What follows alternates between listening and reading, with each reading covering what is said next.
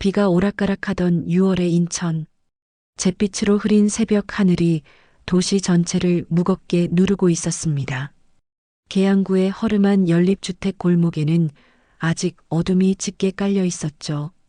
새벽 5시 30분, 낡은 대문이 삐걱거리는 소리와 함께 하얀 진돗개 한 마리가 쏜살같이 뛰쳐나왔습니다. 백구라는 이름의 이 개는 꼬리를 흔들며 주인을 기다리고 있었죠. 곧이어 천천히 문을 열고 나오는 한 노인의 모습이 보였습니다. 장봉식, 75의 나이에도 꼿꼿한 자세를 유지하려 애쓰는 그의 모습에서 세월의 무게가 느껴졌죠. 오른손에 든 나무 지팡이가 그의 유일한 동반자였습니다. 백구는 봉식의 발걸음에 맞춰 천천히 걸으며 가끔씩 뒤를 돌아보곤 했습니다. 오늘도 비가 오려나 보구나. 백구야, 우산이라도 가져갈까? 봉식이 중얼거렸지만 백구는 대답 대신 꼬리만 살랑살랑 흔들었습니다. 이미 익숙해진 일상이었죠. 매일 같은 시간, 같은 길을 걸으며 계양산으로 향하는 것이 봉식의 유일한 낙이었습니다. 아내가 세상을 떠난 지 벌써 10년, 아들과는 연락이 끊긴 지 15년이 넘었죠. 오직 백구만이 그의 곁을 지키고 있었습니다. 골목을 빠져나와 큰 길로 들어서자 편의점 불빛이 눈에 들어왔습니다. 봉식은 익숙한 동작으로 문을 열고 들어갔죠. 알바생은 이미 그를 알아보고 인사를 건넸습니다. 어르신, 오늘도 산책 가시는군요. 날씨가 꾸물꾸물한데 조심하세요. 젊은이가 벌써부터 일하느라 고생이 많네. 여기 1,000원짜리 캔커피 하나 주게. 늘 같은 대화, 늘 같은 커피. 봉식은 따뜻한 캔을 손에 쥐고 다시 길을 나섰습니다. 백구는 편의점 앞에서 얌전히 기다리고 있다가 주인이 나오자 반갑게 뛰어왔죠. 계양산 입구까지는 걸어서 20분 정도. 새벽의 고요함 속에서 봉식의 지팡이 소리만이 규칙적으로 울렸습니다. 가끔씩 백구가 킁킁거리며 길가의 냄새를 맡는 소리가 들렸죠. 산 입구에 도착하자 봉식은 잠시 숨을 고르며 하늘을 올려다봤습니다. 먹구름이 점점 짙어지고 있었죠. 백구야, 오늘은 빨리 다녀와야겠다. 비가 많이 올 것 같구나. 산길을 오르기 시작한 지 30분쯤 지났을까요? 중턱즈음에 이르자 정상까지 편하게 이어지는 나무 구조물 데크길이 보이기 시작했습니다. 오래전에 만들어진 이 길은 나이 든 등산객들에게 특히 인기가 많았죠. 봉식도 무릎이 좋지 않아 늘 이 데크길을 이용했습니다. 그런데 오늘은 뭔가 달랐습니다. 평소와 달리 백구가 갑자기 멈춰섰습니다. 데크길 입구에서 몇 미터 떨어진 곳에서 백구는 귀를 바짝 세우고 낮은 으르렁 소리를 내기 시작했죠. 봉식은 의아한 표정으로 백구를 바라봤습니다. 왜 이래, 백구야? 뭐가 있나? 봉식이 한 발짝 더 다가가려 하자 백구가 갑자기 크게 짖기 시작했습니다. 날카롭고 급박한 그 소리에 봉식도 놀라 멈춰섰죠. 10년을 함께 살았지만 백구가 이렇게 짖는 것은 처음이었습니다. 백구야, 진정해. 아무것도 없잖아. 봉식이 달래보려 했지만 소용없었습니다. 오히려 백구는 더욱 격하게 짖으며 봉식의 앞을 가로막았죠.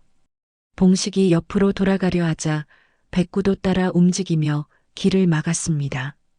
이놈아, 오늘따라 왜 이러는 거냐? 비켜봐, 갈 길이 멀단 말이야. 봉식이 지팡이로 백구를 살짝 밀어내려 했습니다. 그 순간 믿을 수 없는 일이 벌어졌죠. 백구가 이빨을 드러내며 봉식의 바짓가랑이를 물었습니다. 세게 물지는 않았지만 놓으려 하지 않았죠. 이놈이 미쳤나? 백구야, 나 놓으라니까. 봉식은 당황했습니다. 백구가 이렇게 나온 적은 단 한 번도 없었거든요. 그런데 문득 백구의 눈을 마주친 순간 봉식은 말문이 막혔습니다. 백구의 눈에는 강한 긴장과 두려움, 그리고 무언가를 간절히 말리는 듯한 애절함이 가득했죠. 백구야, 정말로 뭔가 있는 거냐?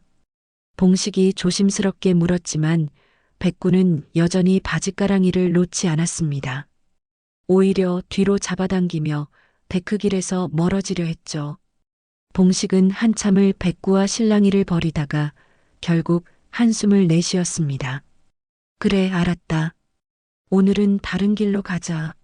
날도 꾸물꾸물한데 일찍 내려가는 것도 나쁘지 않겠지. 봉식이 포기하고 돌아서자 그제야 백구가 바짓가랑이를 놓았습니다. 하지만 여전히 데크길 쪽을 경계하며 낮은 으르렁 소리를 내고 있었죠. 봉식은 평소와는 다른 돌아가는 길을 택했습니다. 흙길이라 걷기는 불편했지만 백구가 그토록 싫어하는데 억지로 갈 수는 없었죠. 산을 내려오는 내내 봉식은 백구의 이상한 행동이 마음에 걸렸습니다. 혹시 데크길에 뱀이라도 있었을까? 아니면 멧돼지? 하지만 그런 것 치고는 백구의 반응이 너무 격했습니다. 마치 무언가 끔찍한 일이 일어날 것을 미리 아는 것처럼 필사적이었죠. 집으로 돌아오는 길에 비가 본격적으로 내리기 시작했습니다. 봉식은 우산도 없이 비를 맞으며 걸었지만 별로 개의치 않았죠. 오히려 빗속에서 신나게 뛰어다니는 백구를 보며 작은 미소를 지었습니다. 너도 비를 좋아하는구나. 그래도 집에 가서는 꼭 털을 말려야 한다.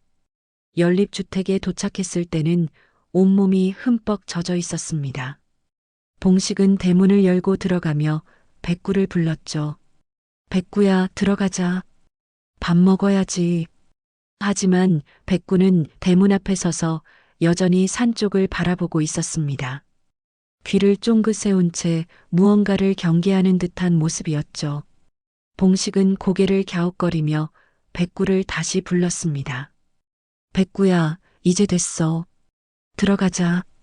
그제야 백구가 마지못해 돌아서서 집으로 들어왔습니다. 하지만 평소와 달리 불안한 기색이 역력했죠. 봉식은 젖은 옷을 갈아입으며 생각에 잠겼습니다. 10년을 함께 살면서 백구가 이렇게 이상하게 군 적은 없었는데 오늘은 대체 무슨 일이 있었던 걸까요? 창밖으로는 비가 점점 거세게 내리고 있었습니다. 봉식은 따뜻한 차를 한 잔 만들어 들고 거실로 나왔죠. 백구는 현관 쪽을 향해 앉아 있었습니다. 여전히 무언가를 경계하는 듯한 모습에 봉식은 걱정이 되기 시작했습니다. 백구야, 이리 와. 같이 있자. 봉식이 부르자 백구가 천천히 다가왔습니다. 하지만 평소처럼 편안해 보이지는 않았죠. 봉식은 백구의 머리를 쓰다듬으며 중얼거렸습니다. 오늘 아침 일은 정말 이상했어. 내가 뭘 본 건지 아니면 뭘 느낀 건지. 하지만 덕분에 비도 덜 맞고 일찍 들어왔으니 다행이라면 다행이지. 백구는 봉식의 손길에 조금씩 안정을 찾는 듯 했습니다. 하지만 가끔씩 창밖을 바라보며 낮은 신음소리를 냈죠. 마치 무언가 불길한 일이 일어날 것을 예감하는 것처럼 말입니다. 집으로 돌아온 봉식은 젖은 백구를 대충 닦아주고는 부엌으로 향했습니다. 백구 밥그릇에 사료를 담고 자신을 위해서는 어제 사둔 국밥을 꺼냈죠.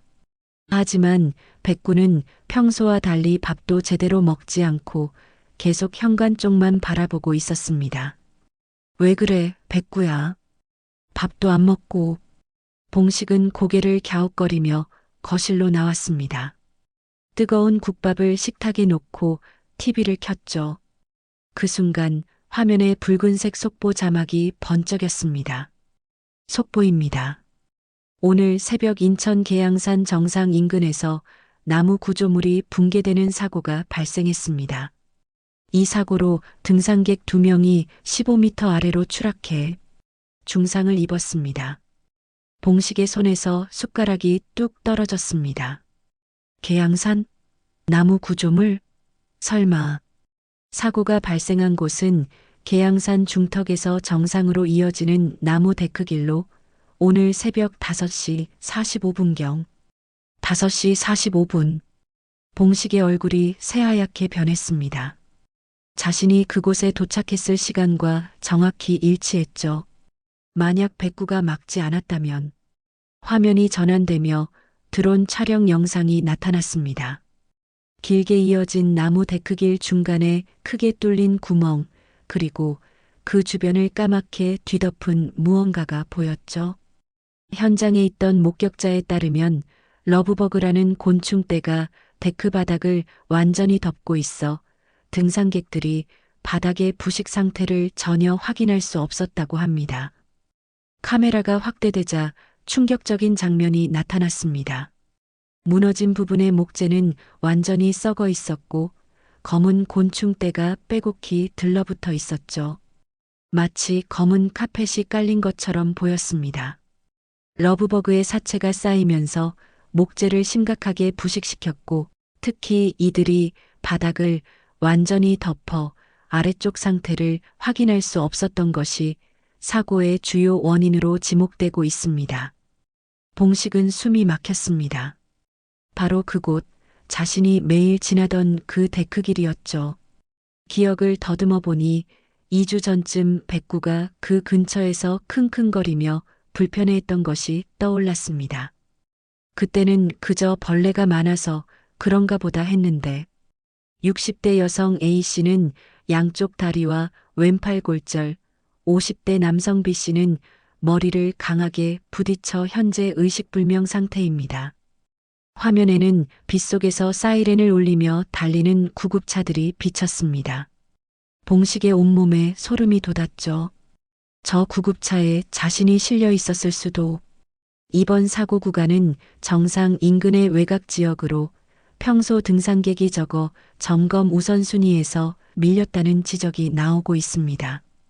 특히 작년부터 러브버그가 대량 발생했음에도 구청이 아무런 조치를 취하지 않았다는 비판이. 봉식은 더 이상 듣지 못하고 리모컨을 들어 TV를 껐습니다. 거실에는 무거운 침묵만이 내려앉았죠.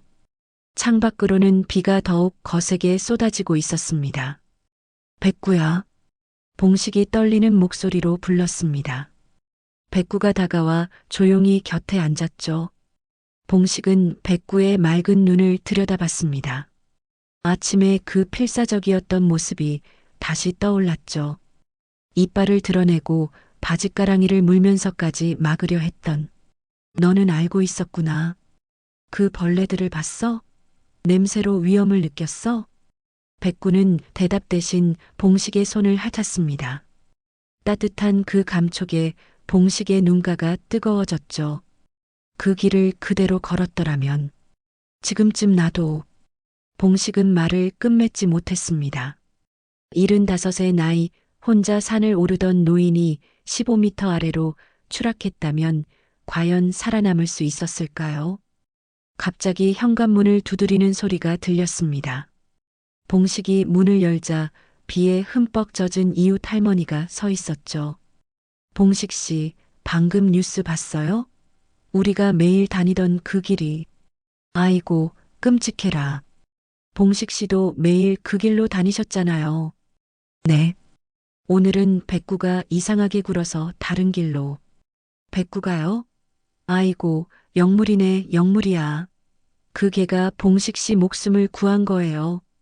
할머니는 백구를 보며 감탄했습니다. 그 말에 봉식도 새삼 실감이 났죠. 정말로 백구가 자신의 목숨을 구한 것입니다. 할머니가 돌아간 후 봉식은 다시 창가에 서서 계양산을 바라봤습니다. 비구름에 가려 산은 거의 보이지 않았죠. 저 산 어딘가에서 지금도 구조 작업이 진행되고 있을 것입니다. 휴대폰이 울렸습니다. 동네 경로당 회장이었죠. 봉식 씨, 무사하신가요? 뉴스 보고 깜짝 놀랐어요. 매일 그 시간에 그 길로 다니시잖아요. 다행히 오늘은. 백구가 이상하게 굴어서. 정말 다행이에요. 그런데 봉식 씨, 그 데크길 공사할 때 뭔가 이상했다는 얘기 들으신 적 없어요? 제가 듣기로는. 봉식은 귀를 기울였습니다. 하지만 왜인지 불안한 예감이 들기 시작했죠. 그 구조물이 만들어질 때 뭔가 기억 한 구석에서 아른거리는 것이 있었습니다. 원래 낙찰받은 업체가 아니라 다른 데서 했다던데. 그때 시청에 아드님이 계셨잖아요. 혹시 뭔가 아시는 거? 봉식의 가슴이 철렁 내려앉았습니다. 아들 도윤, 15년 전 갑자기 사직하고 연락을 끊은 아들.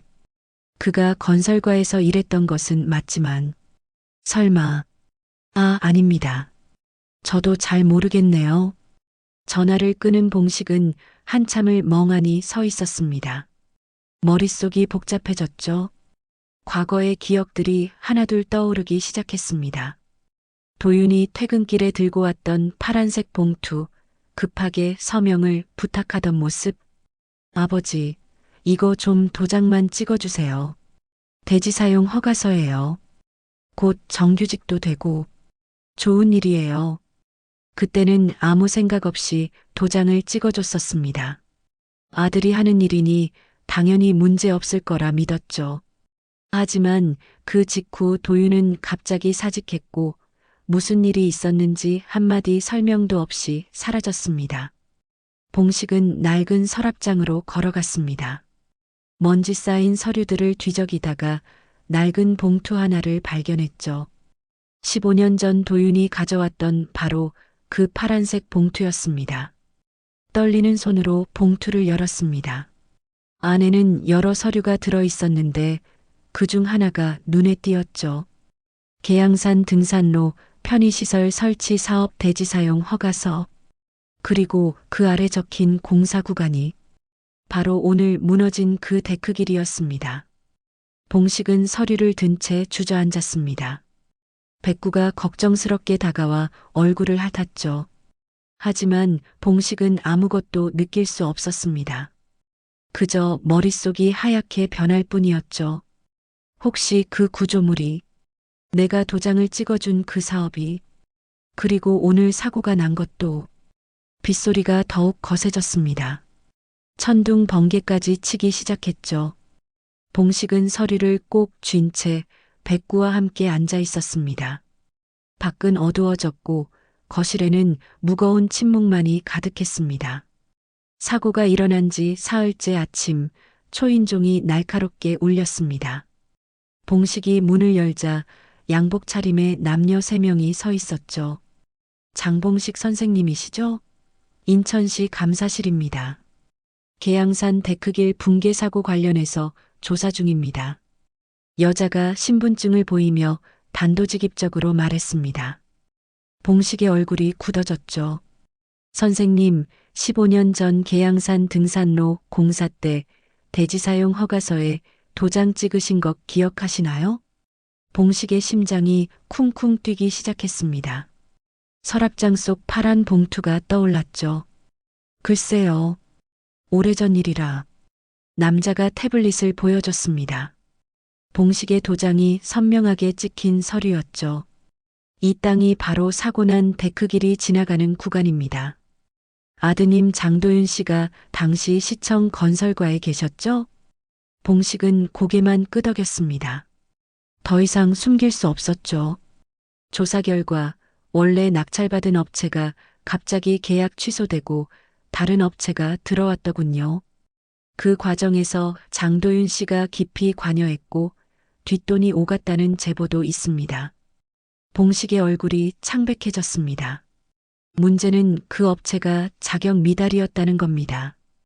부실 시공의 결과가 이번 사고로 이어진 거죠. 2명이 중상을 입었고 한 분은 아직도 의식불명입니다. 그때 초인종이 또 울렸습니다. 이번엔 검찰청 사람들이었죠. 장봉식 씨, 이 사건 수사를 맡은 검사입니다. 공사 비리가 사실로 밝혀지면 관련자들은 모두 처벌받게 됩니다. 장도윤 씨와 연락 가능하신가요? 15년째 연락이 끊겼습니다. 봉식은 떨리는 목소리로 대답했습니다. 백구가 주인 옆에 바짝 붙어 앉았죠. 혹시 관련 서류를 갖고 계신가요? 봉식은 망설이다가 일어났습니다. 이미 늦었다는 것을 알고 있었죠. 서랍장에서 파란 봉투를 꺼내 건넸습니다. 이게 바로 그 서류군요. 이것만으로도 많은 것이 밝혀질 겁니다. 감사실 직원이 서류를 살피며 말했습니다.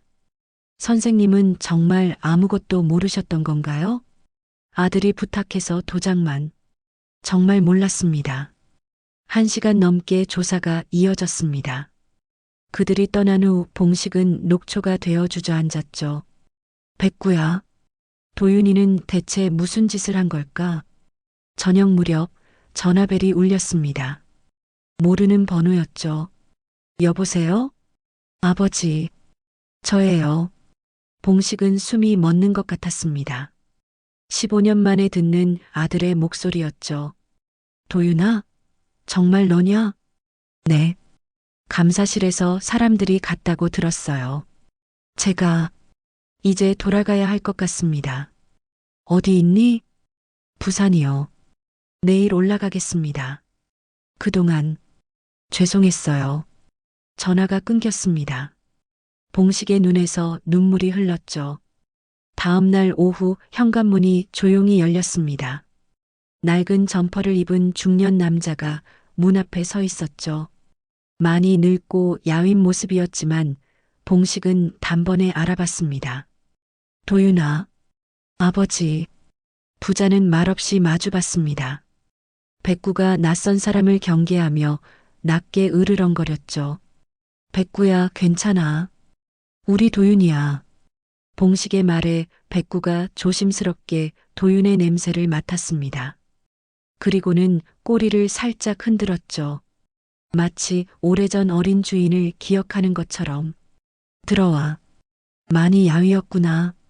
거실에 앉은 도윤은 한참을 고개를 숙이고 있었습니다. 봉식도 무슨 말부터 해야 할지 몰랐죠. 아버지, 뉴스 봤어요. 그 데크길에서 백구가 아버지를 구했다면서요? 그래. 그날 아침 백구가 이상하게 굴지 않았으면. 도윤의 어깨가 떨렸습니다. 제가 만든 길에서 아버지가 다치실 뻔했다니. 무슨 소리냐? 그 공사. 제가 뒷돈 받고 업체를 바꿨어요. 자격도 안 되는 곳에 맡겼죠. 제대로 된 자재도 안 쓰고 검사도 대충 했습니다. 그 돈으로 도박 빚을 갚았어요. 봉식은 아무 말도 할 수 없었습니다. 상상했던 것보다 더 충격적인 고백이었죠.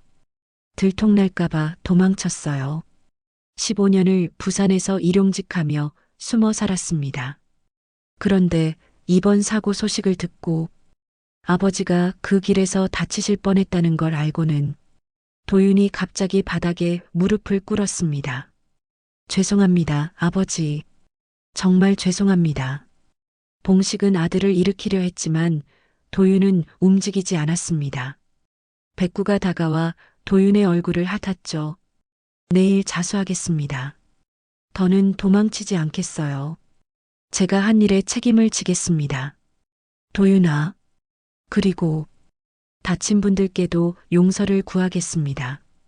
평생을 갚아도 부족하겠지만 밖에는 또 비가 내리기 시작했습니다. 15년 만에 만난 부자는 서로를 바라보며 울었죠.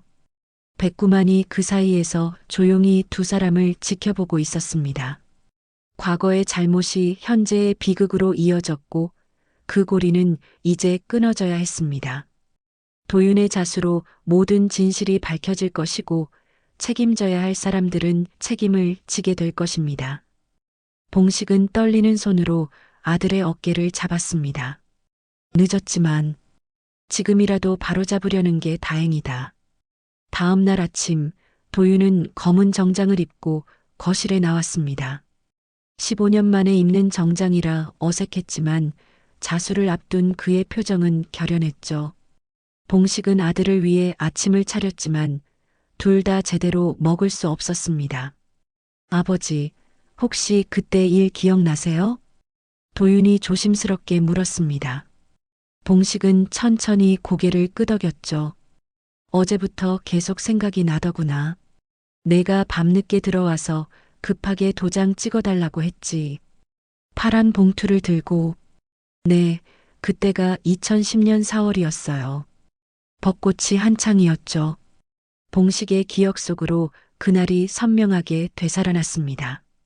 도윤이 흥분한 얼굴로 집에 들어왔던 저녁. 손에는 파란 봉투가 들려 있었고 눈빛은 뭔가에 쫓기는 듯 불안했죠. 아버지, 이거 좀 도장만 찍어주세요. 대지 사용 허가서예요.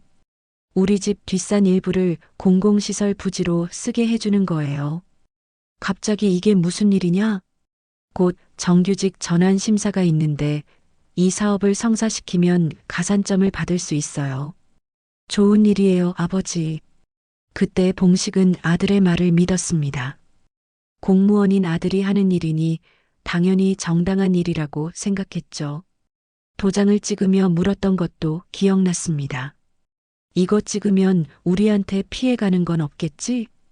당연하죠.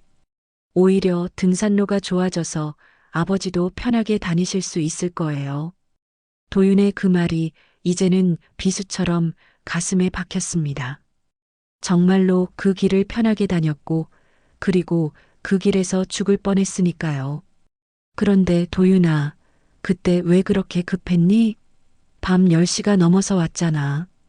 도윤이 고개를 숙였습니다. 사실, 그날이 서류 제출 마감일이었어요. 원래 업체가 계약을 포기하면서 갑자기 기회가 왔는데 다른 업체 사장이 찾아와서는 자기들에게 기회를 주면 살해를 하겠다고. 얼마였니? 3천만 원이었어요. 그때 저는 도박빚이 2천만 원 있었고 아내가 둘째를 임신한 상태였죠. 그 돈이면 모든 게 해결될 것 같았어요. 봉식은 한숨을 내쉬었습니다. 그때 도윤의 아내가 임신했다는 소식에 기뻐했던 기억이 났죠.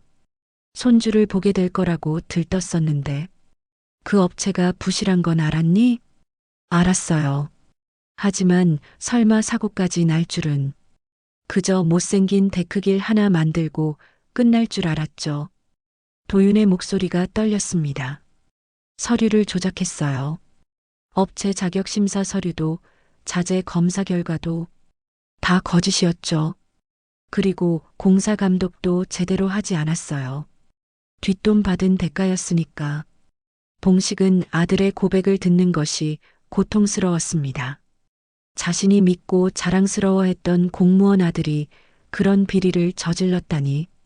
일주일 후에 감사가 들어왔어요. 누군가 제보를 한 거죠.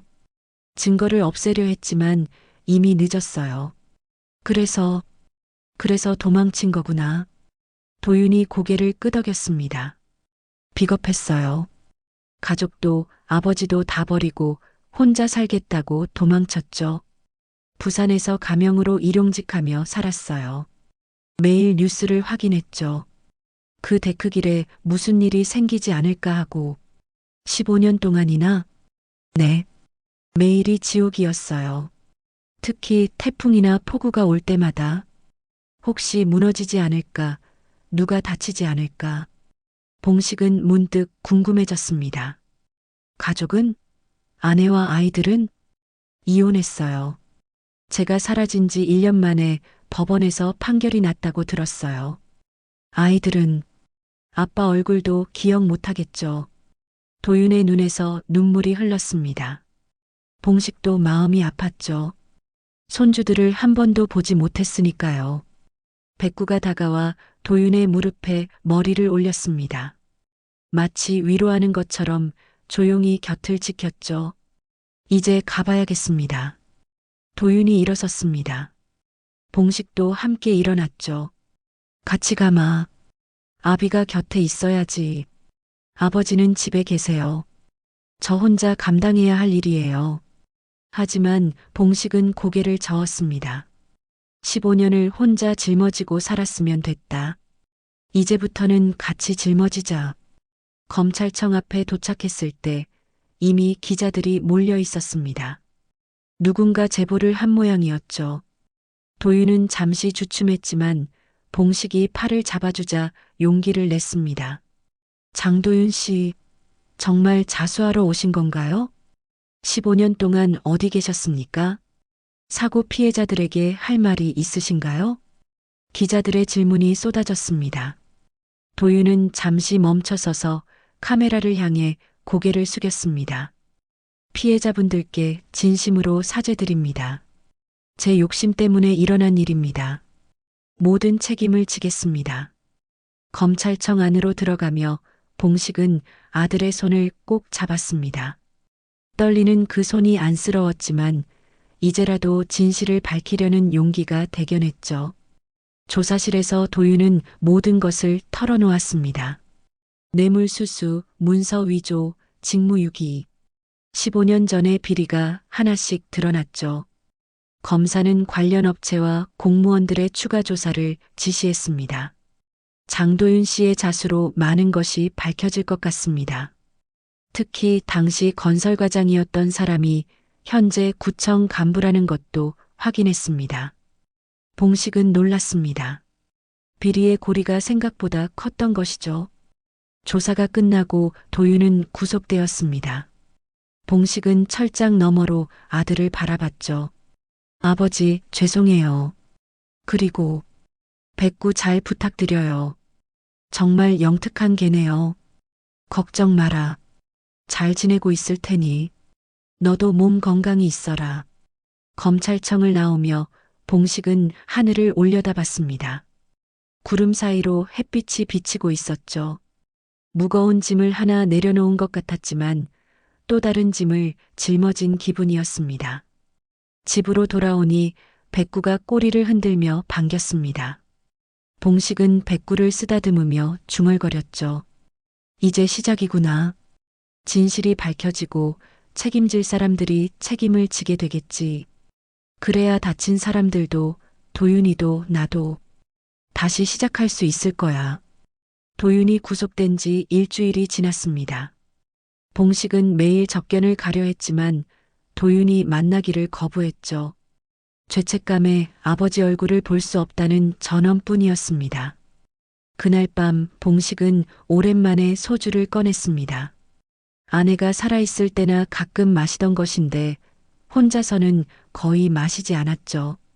하지만 오늘은 견딜 수가 없었습니다.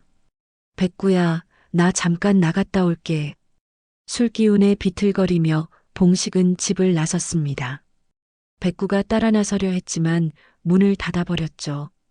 어디로 가는지도 모른 채 발길을 옮기다 보니 어느새 계양산 입구에 와 있었습니다. 밤 10시가 넘은 시간, 산길은 어둠에 잠겨 있었죠. 가로등 불빛마저 희미한 그곳을 봉식은 천천히 올라갔습니다. 술 기운 탓인지 다리가 후들거렸지만 멈출 수 없었습니다. 30분쯤 올라가니 무너진 데크길이 보였습니다. 노란 띠로 통제선이 쳐져 있었고 출입금지 팻말이 바람에 펄럭이고 있었죠. 봉식은 그 앞에 멈춰 섰습니다. 여기였구나.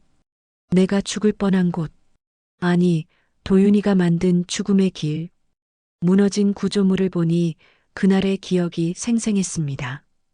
백구가 필사적으로 막던 모습, 그리고 뉴스에서 본 처참한 사고 현장. 봉식은 주저앉아 흐느꼈습니다. 도윤아, 왜 그랬니? 돈이 그렇게 중요했니? 사람 목숨보다? 어둠 속에서 바람이 불어왔습니다. 마치 대답이라도 하듯 나뭇잎들이 서걱거렸죠. 봉식은 소주병을 들어 한 모금 더 마셨습니다. 그때였습니다. 뒤에서 발소리가 들렸죠. 봉식이 돌아보니 한 남자가 서 있었습니다. 얼굴은 잘 보이지 않았지만 목발을 짚고 있는 것이 보였죠. 어르신, 이런 밤에 여기 계시면 위험합니다. 남자가 가까이 다가왔습니다. 가로등 불빛에 비친 얼굴엔 깊은 상처가 있었죠. 봉식은 직감적으로 알았습니다. 이 사람이 사고 피해자 중 한 명이라는 것을. 혹시 그날 사고를. 네, 저예요. 50대 남성 B씨. 뉴스에 나왔던 바로 그 사람입니다. 봉식은 몸이 굳었습니다. 피해자를 직접 만나게 될 줄은 몰랐죠. 죄송합니다. 정말 죄송합니다. 봉식이 고개를 숙였습니다. 남자는 쓴웃음을 지었죠. 어르신이 사과하실 일은 아니죠. 전 담당 공무원이 자수했다는 뉴스를 봤습니다. 장도윤, 어르신 아드님이시죠? 봉식은 고개를 끄덕일 수밖에 없었습니다. 남자는 한숨을 쉬었죠. 3주 동안 의식이 없었어요. 깨어나니 다리를 절게 됐고 기억력도 예전 같지 않아요. 아직도 머리가 자주 아프죠. 죄송합니다. 정말. 그런데 어르신, 저도 그날 뉴스를 봤어요. 개가 주인을 막아서 목숨을 구했다고. 그게 어르신이셨군요. 봉식은 놀라 남자를 봤습니다. 남자의 표정은 복잡했죠. 운명이 참 아이러니하네요. 가해자의 아버지는 살고 저는 이렇게 됐으니.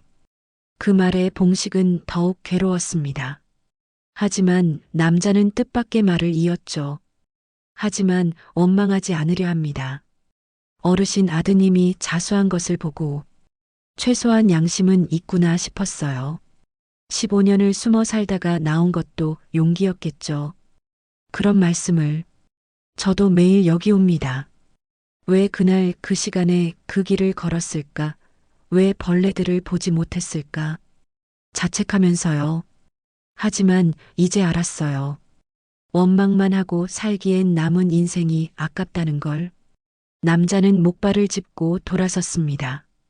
어르신도 너무 자책하지 마세요. 아드님이 죗값을 치르고 나오면 다시 시작할 수 있을 겁니다. 저도 그러려고요. 남자가 어둠 속으로 사라졌습니다. 봉식은 한참을 그 자리에 서 있었죠. 피해자의 용서는 무거우면서도 따뜻했습니다. 산을 내려오는 길에 봉식은 많은 생각을 했습니다. 도윤의 잘못은 분명했지만 이제는 용서와 치유가 필요한 시점이었죠. 피해자가 그런 마음을 가졌다면 아버지인 자신은 더더욱 아들을 믿고 기다려야 했습니다.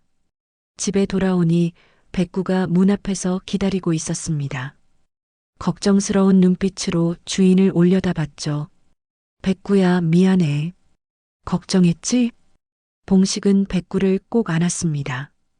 따뜻한 체온이 전해졌죠. 다음 날 아침 봉식은 다시 접견을 신청했습니다. 이번엔 도윤도 거부하지 않았죠. 철장 너머로 만난 아들은 많이 수척해 보였습니다. 아버지, 어제 피해자분을 만났다. 도윤의 얼굴이 굳었습니다. 그분이 그러시더구나. 원망하지 않으려 한다고. 너도 죗값 치르고 나오면 다시 시작할 수 있을 거라고. 도윤의 눈에서 눈물이 흘렀습니다. 아버지, 저는 그럴 자격은 내가 만드는 거다. 여기서 썩지 말고 나가서 제대로 살아라. 그게 진짜 속죄다. 봉식은 아들의 손을 잡았습니다. 차가운 철창 사이로 전해지는 온기가 애잔했죠. 며칠 후 도윤의 재판 날짜가 잡혔다는 연락이 왔습니다. 검찰은 자수와 반성을 참작해 구형을 낮췄다고 했죠. 피해자들도 합의 의사를 밝혔다는 소식도 들렸습니다. 봉식은 백구와 함께 산책을 나섰습니다.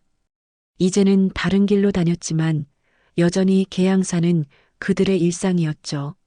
무너진 데크길은 철거되고 새로운 구조물이 들어선다고 했습니다. 이번엔 제대로 된 업체가 제대로 된 자재로 만들 것이라고. 백구야, 이제 곧 봄이 오겠지? 도윤이도 돌아오고 우리도 다시 시작하는 거야. 백구가 꼬리를 흔들며 짖었습니다. 맑은 그 소리가 산에 울려 퍼졌죠. 재판이 시작되었습니다. 법정은 이른 아침부터 사람들로 가득했죠. 피해자와 가족들, 기자들, 그리고 관련 공무원들까지. 봉식은 맨 앞줄에 앉아 아들이 들어오기를 기다렸습니다. 수갑을 찬 도윤이 법정에 들어섰습니다. 봉식과 눈이 마주쳤지만 이내 고개를 숙였죠. 재판장이 사건 개요를 읽기 시작했습니다. 피고인 장도윤은 2010년 4월 계양산 등산로 데크 설치 공사 입찰 과정에서 특정 업체로부터 3천만 원을 받고 검사의 기소 내용은 예상보다 더 충격적이었습니다. 단순한 뇌물 수수가 아니라 조직적인 비리였죠. 당시 건설과장이었던 김모 씨와 공모해 여러 공사에서 뒷돈을 받았다는 것이었습니다. 피고인 맞습니까? 네, 맞습니다. 도윤의 대답은 작았지만 분명했습니다. 그때 방청석에서 누군가 일어섰죠. 목발을 짚은 피해자였습니다. 재판장님, 피해자 진술을 하고 싶습니다. 법정이 술렁였습니다. 피해자가 직접 나선 것은 이례적이었죠. 재판장이 허락하자 그는 천천히 증언대로 걸어갔습니다. 저는 이번 사고로 평생 장애를 갖게 되었습니다. 하지만 피고인의 아버지를 만나고 생각이 바뀌었습니다. 봉식은 놀라 그를 바라봤습니다. 피해자는 계속 말했죠. 피고인이 15년 만에 자수한 것, 그것도 아버지가 그 길에서 사고를 당할 뻔했다는 소식을 듣고 나타난 것을 알게 되었습니다. 비겁하게 도망쳤지만 결국 양심이 남아 있었던 거죠. 도윤이 고개를 들어 피해자를 봤습니다. 눈물이 흐르고 있었죠. 저는 피고인을 용서하고 싶습니다. 대신 한 가지 조건이 있습니다. 출소 후 매년 이 사고를 잊지 말고 사회에 봉사하며 살아가십시오. 그게 진정한 속죄일 겁니다. 법정은 잠시 침묵에 빠졌습니다. 재판장도 검사도 아무 말이 없었죠. 도윤은 일어나 피해자를 향해 깊이 고개를 숙였습니다. 감사합니다. 정말 감사합니다. 평생 그 말씀 잊지 않겠습니다. 재판은 계속되었습니다. 그런데 증인으로 나온 전직 건설과장 김모 씨의 증언에서 충격적인 사실이 드러났죠. 사실 그 공사는 처음부터 문제가 있었습니다. 설계도면 자체가 부실했고 예산도 터무니없이 적었죠. 위에서는 무조건 추진하라고 압박했고 위라면 누구를 말하는 겁니까? 당시 부구청장이었던 사람입니다. 지금은 은퇴했지만 선거를 앞두고 치적이 필요했던 거죠. 또 다른 진실이 밝혀지는 순간이었습니다. 도윤의 비리는 빙산의 일각이었던 것이죠. 봉식은 씁쓸했습니다. 아들만 나쁜 사람이 아니었구나. 휴정 시간, 봉식은 화장실에서 도윤과 마주쳤습니다. 경찰이 잠시 자리를 비운 사이였죠. 아버지, 더 일찍 돌아왔어야 했는데 지금이라도 돌아온 게 다행이다. 제가 받은 돈 다 토해내겠습니다. 피해자분들께 보상도 하고 돈으로만 해결되는 게 아니잖니. 그분 말씀대로 평생 속죄하며 살아야지.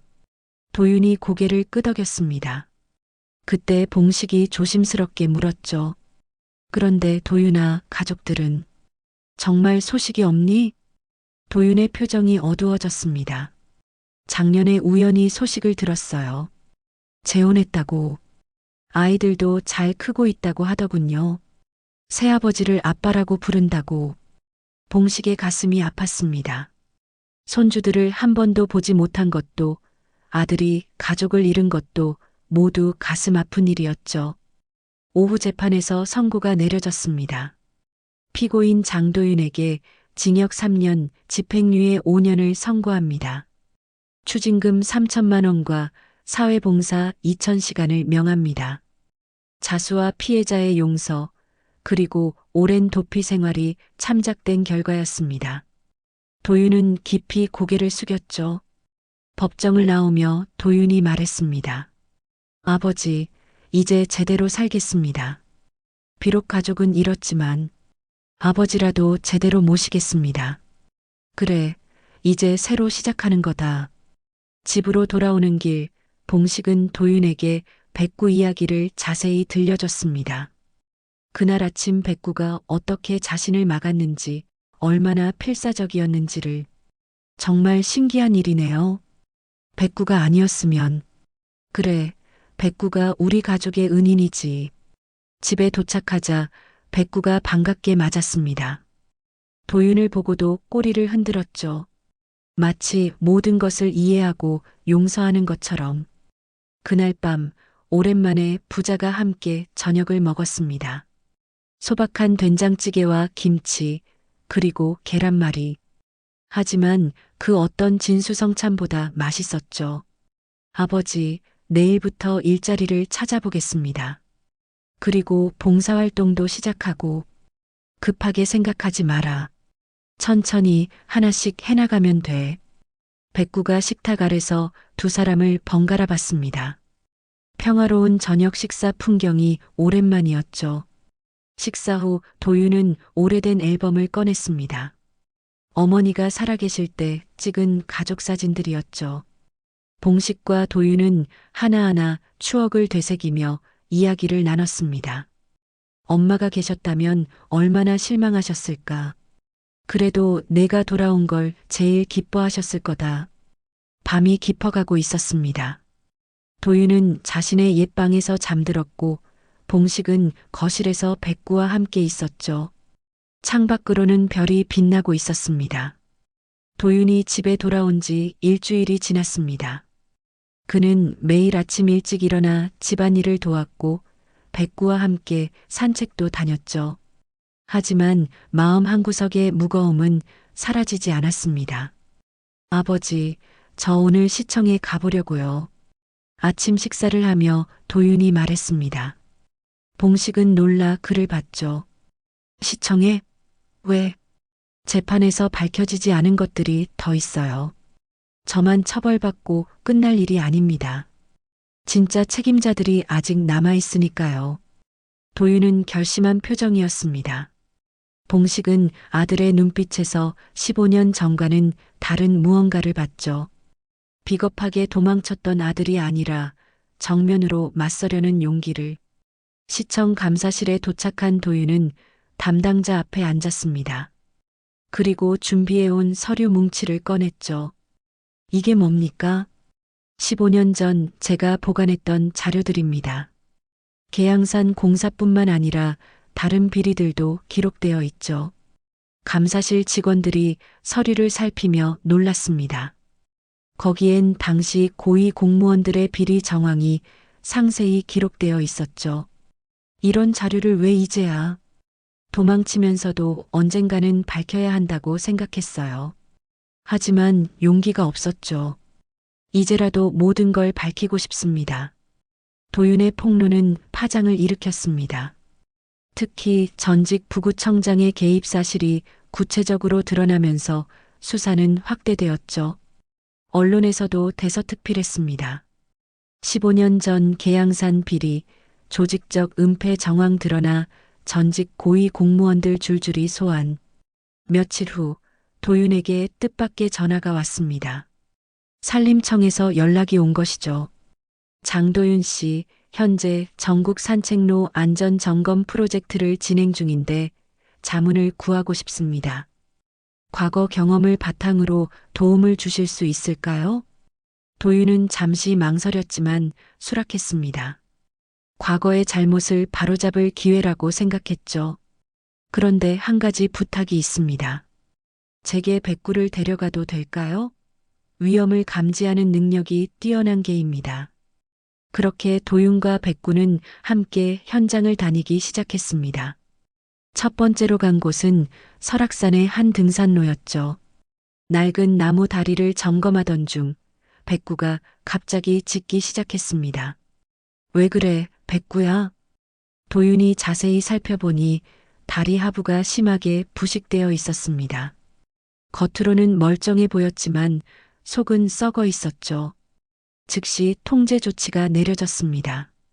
대단한 개네요. 사람이 놓칠 수 있는 것까지 찾아내다니. 산림청 직원이 감탄했습니다. 이 일은 곧 언론에 알려졌고 백구는 계양산의 기적이라는 별명을 얻게 되었죠.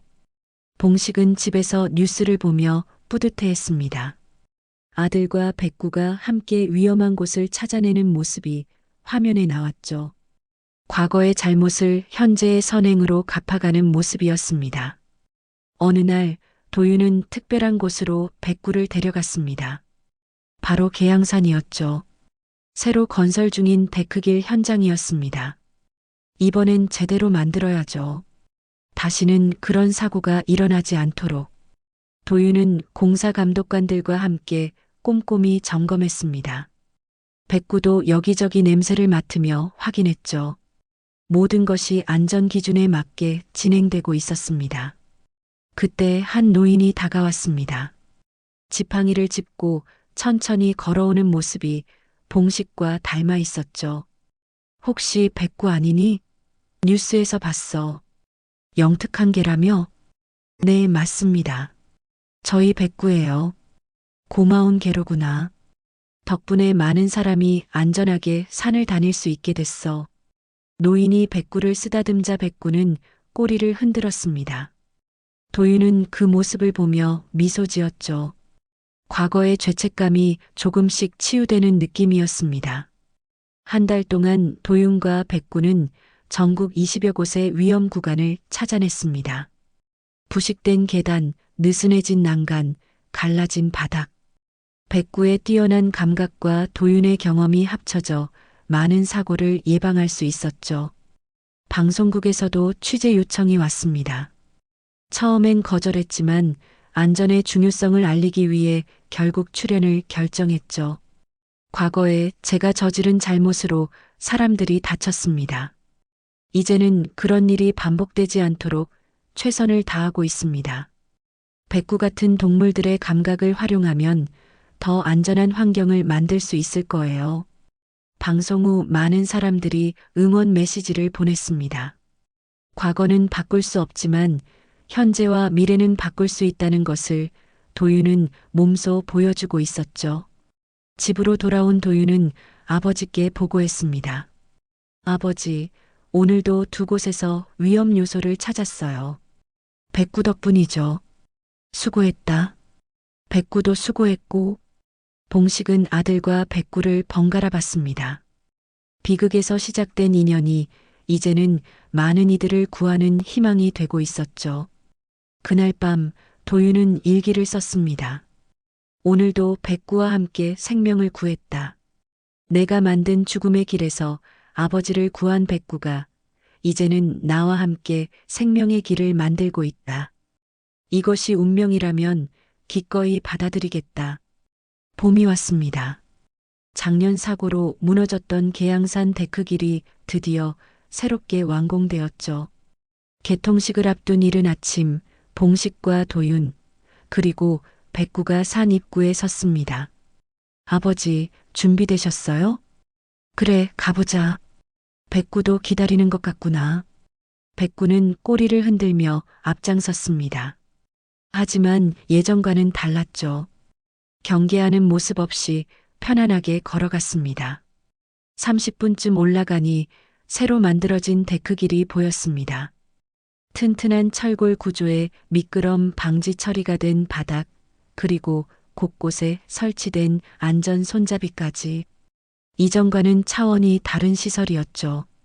정말 안전해 보이는구나. 네, 이번엔 제가 직접 감리에 참여했어요. 다시는 그런 사고가 없도록. 데크길 입구에 도착하자 뜻밖의 광경이 펼쳐졌습니다. 작은 동판이 세워져 있었던 것이죠. 봉식이 가까이 다가가 글을 읽었습니다. 이 길을 막은 백구 덕분에 한 생명이 살아났습니다. 그리고 한 가정도 다시 이어졌습니다. 마이너스 계양구민 1동. 봉식의 눈가가 촉촉해졌습니다. 도윤도 놀란 표정이었죠. 이게 언제? 그때 뒤에서 목소리가 들렸습니다. 제가 제안했습니다. 돌아보니 목발을 짚은 피해자가 서 있었습니다. 이제는 많이 회복된 모습이었죠. 백구의 이야기를 들으니 꼭 기록으로 남겨야겠다고 생각했어요. 때로는 동물이 사람보다 더 지혜로울 수 있다는 것을 알려주고 싶었죠. 백구가 그를 알아보고 다가갔습니다. 남자는 백구를 쓰다듬으며 미소 지었죠. 고마워, 백구야. 내 덕분에 많은 사람이 안전해졌어. 개통식이 시작되었습니다. 구청장의 인사말이 이어졌죠. 작년의 비극을 교훈 삼아 더 안전한 시설을 만들었습니다. 특히 장도윤 씨와 백구의 도움으로 전국의 위험시설을 점검할 수 있었습니다. 과거의 잘못을 현재의 봉사로 갚는 모습에 감동받았습니다. 사람들의 박수가 이어졌습니다. 도윤은 쑥스러워하며 고개를 숙였죠. 테이프 커팅 후 사람들이 새 데크길을 걷기 시작했습니다. 봉식과 도윤, 백구도 함께 걸었죠. 발 아래로 전해지는 든든한 감촉이 마음을 편안하게 했습니다. 정상 가까이에 다다르자 도윤이 말했습니다. 아버지, 사실 오늘 드릴 말씀이 있어요. 무슨 말이냐? 산림청에서 정식 직원으로 일해보지 않겠냐고 제안이 왔어요. 전국 산책로 안전관리 전문가로요. 봉식의 얼굴이 밝아졌습니다. 정말이냐? 그거 좋은 일이구나. 네, 그런데 전국을 다녀야 해서 자주 집을 비울 것 같아요. 걱정 마라. 백구와 내가 잘 지내고 있을 테니. 그때 백구가 갑자기 산 아래를 향해 짖었습니다. 그런데 이번엔 경계하는 것이 아니라 반가워하는 듯 했죠. 잠시 후 한 여성과 두 아이가 올라오는 것이 보였습니다. 도윤의 표정이 굳어졌습니다. 설마. 여성이 가까이 오자 도윤은 확신했습니다. 전 부인과 아이들이었죠. 큰아이는 이제 고등학생이 되었고 작은 아이도 중학생이 되어 있었습니다. 도윤 씨, 뉴스 봤어요. 그리고 아이들이 아빠를 만나고 싶어 해서. 잠시 어색한 침묵이 흘렀습니다. 그때 백구가 아이들에게 다가가 꼬리를 흔들었죠. 와, 백구다. 뉴스에서 본 그게. 아이들이 백구를 쓰다듬으며 환호했습니다. 긴장이 조금 풀렸죠. 얘들아, 아빠야. 그동안 정말 미안했다. 큰아이가 조심스럽게 물었습니다. 아빠, 이제 도망가지 않으실 거죠? 응, 약속한다. 이제는 절대 도망가지 않아. 봉식이 며느리에게 다가갔습니다. 그동안 고생 많았지. 애들도 잘 키워줘서 고맙네. 아버님도 건강하신 것 같아 다행이에요. 완전한 화해는 아니었지만 새로운 시작의 가능성이 보였습니다. 백구가 가족들 사이를 오가며 꼬리를 흔들었죠. 마치 모두를 연결해 주려는 것처럼. 정상에 올라 모두가 둘러앉았습니다. 봉식이 준비해온 김밥을 나눠주었죠. 도윤의 아이들은 할아버지를 처음 제대로 만났지만 금세 친해졌습니다. 할아버지, 백구 이야기 더 해주세요. 그래, 들려주마. 그날 아침 백구가 얼마나 용감했는지. 봉식이 이야기를 들려주는 동안 도윤과 전 부인은 조용히 대화를 나눴습니다. 완전히 예전으로 돌아갈 수는 없겠지만 아이들을 위해서라도 새로운 관계를 만들어가기로 했죠. 해가 기울 무렵 모두가 함께 산을 내려왔습니다. 새 데크길은 든든했고 백구는 가족들 곁을 지키며 걸었죠. 다음 주에 또 만나도 될까요? 전 부인이 조심스럽게 물었습니다. 도윤이 고개를 끄덕였죠. 그럼요. 아이들도 보고 싶고 시간을 두고 천천히 회복해가요. 그들이 떠난 후 봉식과 도윤, 백구는 집으로 돌아왔습니다. 거실에 앉아 차를 마시며 봉식이 말했습니다. 오늘 참 많은 일이 있었구나. 네, 꿈만 같아요. 가족도 다시 만나고 일자리도 생기고 이제 백구가 우리 가족을 다시 이어준 거야. 처음엔 길을 막았지만 결국은 새로운 길을 열어준 거지. 백구가 두 사람 사이에 누웠습니다. 평화로운 저녁이었죠. 밤하늘에는 별이 빛나고 있었습니다. 봉식은 창밖을 바라보며 생각했습니다. 1년 전 그 비 오던 날 백구가 막았던 길. 그것이 단순히 죽음의 길을 막은 것이 아니라 새로운 삶의 길을 연 것이었다고. 백구야, 정말 고맙다. 백구가 꼬리를 흔들며 봉식을 올려다봤습니다. 그 맑은 눈동자에는 여전히 지혜와 사랑이 가득했죠. 이제 계양산에는 새로운 길이 놓였습니다. 안전하고 든든한 길. 그리고 그 길 위에는 한 가족의 새로운 이야기가 시작되고 있었습니다.